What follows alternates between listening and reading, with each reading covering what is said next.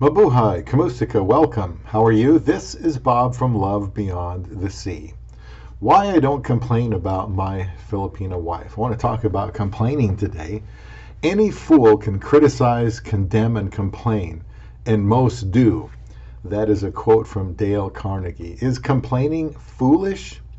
Well, yes, if you think it's going to be of any help, if you're interested in marrying a Filipina, or already have, learning to avoid complaining is going to go a long way to help the success of your relationship. And that's what Love Beyond the Sea is about. Subscribe to Love Beyond the Sea and share these videos so more men can find love beyond the sea. I like to go deep into the heart of the matter with marriage. And as you know, it's not easy. It's not even popular anymore.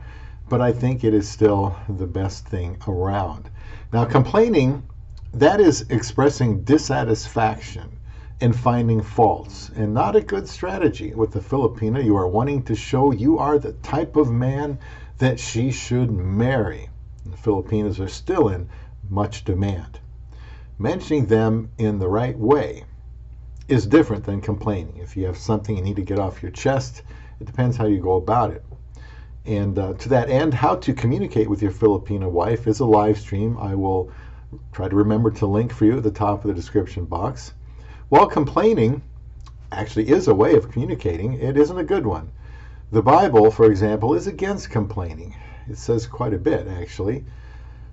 I complain too much. I have to admit, no one likes a complainer, and I am trying to get better.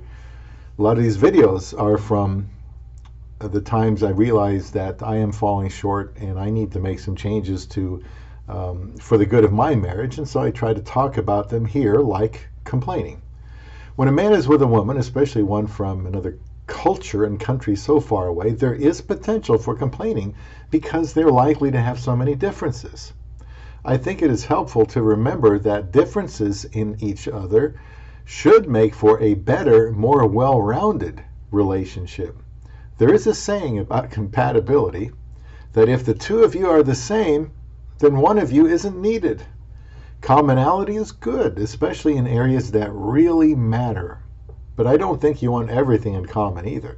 What possibly could a foreign man complain about with a beautiful Filipina, a woman from the Philippines?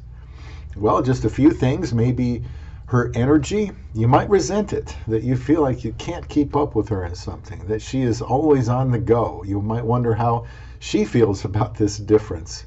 Well, appreciate it and realize if she is a lot younger, she just isn't going to tire out as fast.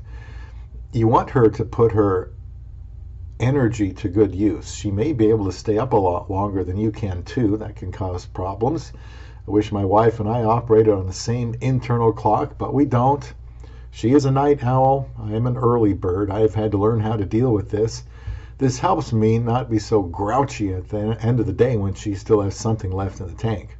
Right now, my wife is going to school and working full-time, like 6 days a week. And I realize it's important that I support her and not complain about her. How about her taste in music? My wife and I both like music.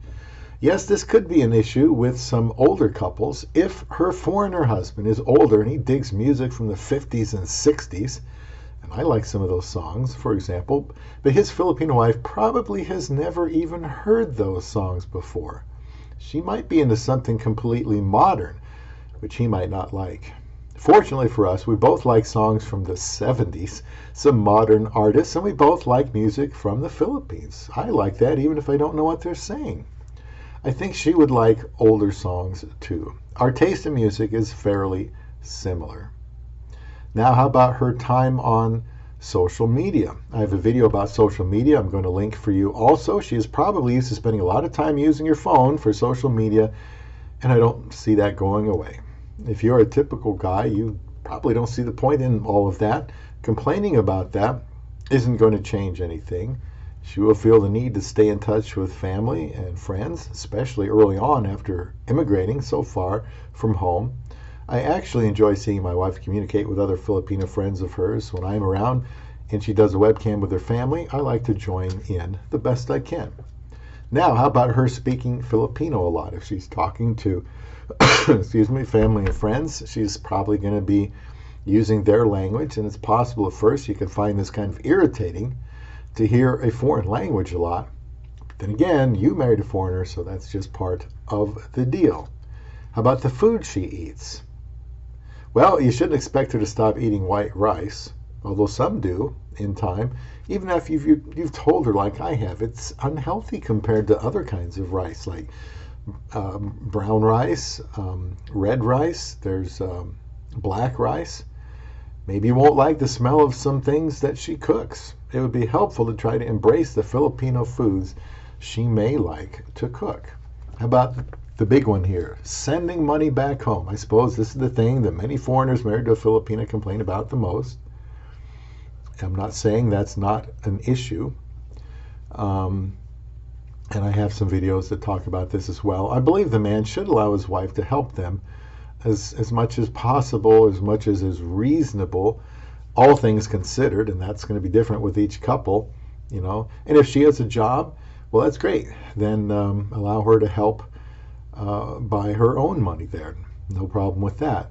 That's probably what she wants to do anyway. This will always be a sensitive topic that can lead to some harsh words.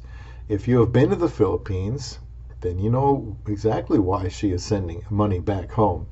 And considering the family dynamics, she may feel like she should send a lot home, but she will feel an obligation. In general, hearing constant complaining is hard on anyone except the person complaining, apparently. And after a while, it makes it hard for someone's complaints to be taken seriously. If you can find a solution to something, that's great. But if you can't, accepting it is all that you can do, at least for the time being. I think it is completely unrealistic to think that now she is in your country with you, that she will be so grateful to start her new life that her family is now on their own. She'll cut the cord. Well, that's unrealistic. You know, she loves her country. Now let's talk about the Philippines before I am done here. You certainly don't want to make the mistake of complaining about the Philippines to her.